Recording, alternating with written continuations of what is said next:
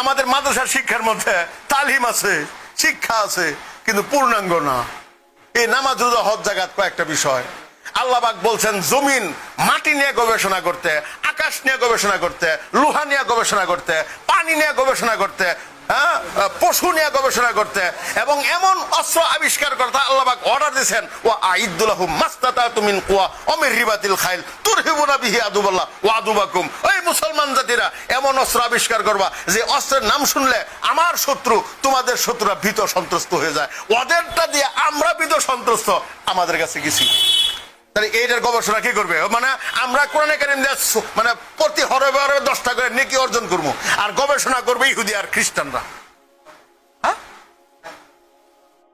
মানে আমরা কোরআন পড়বো শুধু কিসের জন্য? সওয়াবের জন্য। কিন্তু আল্লাহ পাক যে বললেন, হ্যাঁ, তাহলে এইটার গবেষণা কেউ কে করবে? মাদ্রাসার গবেষণা নাই, যেখানে গবেষণা আছে দিন নাই। আল্লাহ পাক আমাদেরকে সঠিক বুঝদান করে।